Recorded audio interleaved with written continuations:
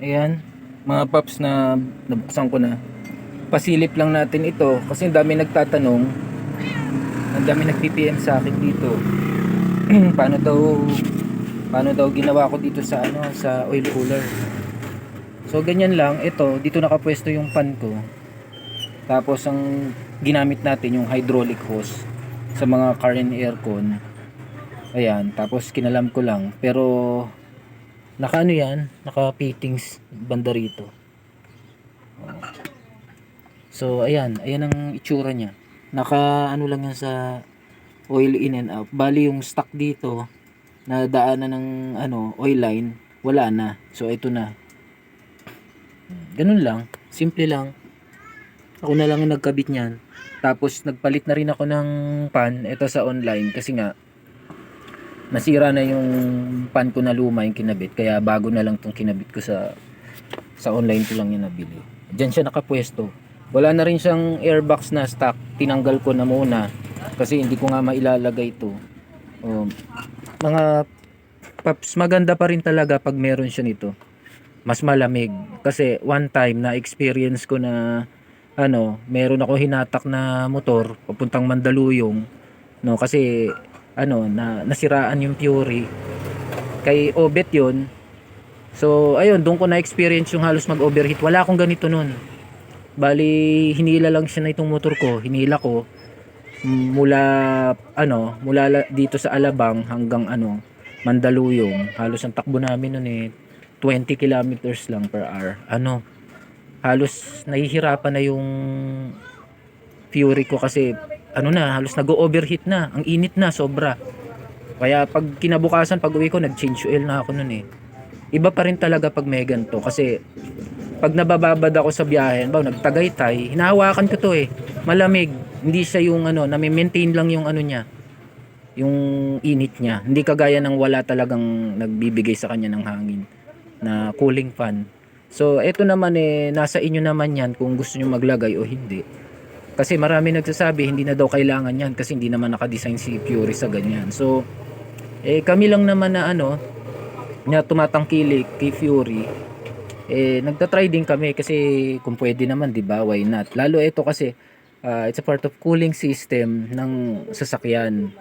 Na syempre pagpapasok yung langis diyan, 'di ba?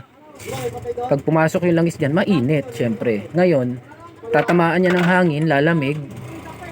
So, pagbalik naman ng langis dito sa head, malamig-lamig na yung langis. So, ayun. Kaya para sa amin, sa akin, mas maganda yung may ganto. Tsaka syempre pag umiinit yung langis, alam naman natin na parang nag-expand dyan, nagbabawas kapag sobrang init talaga. Ito, maintain lang. Bali ang langis natin dito 1.4 liters. O kaya 1.5, pwede. Then yung ating oil pump, nagpalit tayo ng pang City 100 kasi nga sabi nung alam mo na mga Fury mechanic talaga na marunong, malakas magbuga yon, maganda yung buga kasi nga malaki compare sa stock na na oil pump. So ayun, ganun lang siya. Then sa kabila papasilip ko yung yung pinaka nagsilbing airbox nito. Testing natin ano siya.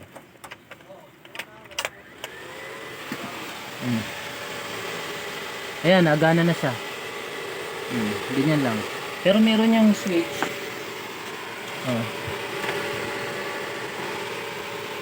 Off natin. Off. On.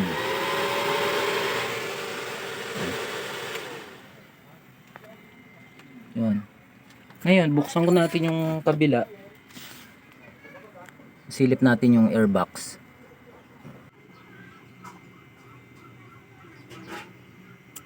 Yan, binuksan na natin etong kabila. So, na itsura niya.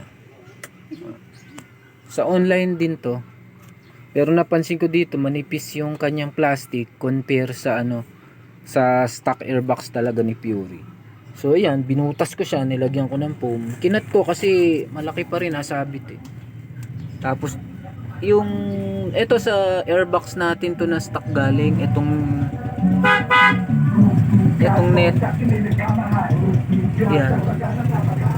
binalik ko siya tapos may foam pa rin yan para hindi agad madumihan. Oo, tsaka masyado kasing maingay ang dating niya. Oo, parang kala mo kargado, maingay. Gusto ko pa nga mas tumahimik pa siya. Ayan.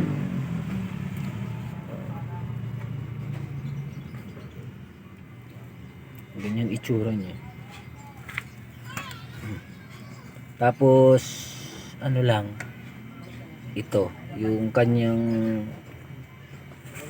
pinaka rubber hose papunta sa carb. Ito dito sa airbox niya. Maliit lang.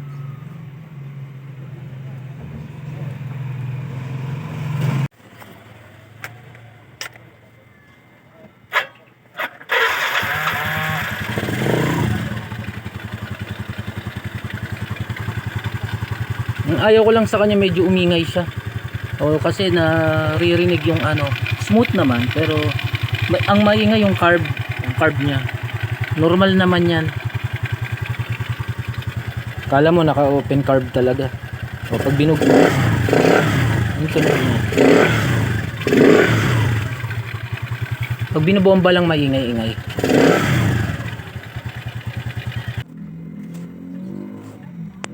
So ayun, ito yung kanyang airbox. Mga paps, Then, bali ito ang naman presyo yung ng kanyang cooling pan natin ay cooling pan. nasa Diyan 500 dyan nakapwesto, sa left and online. right. Tapos yung ating oil cooler nasa 1,000. Ganun. Sa hydraulic hose 2,000 yan, napamahal ako. Pero bumili kayo ng set sa online na may kasama ng hose para mas mapamura. Oh.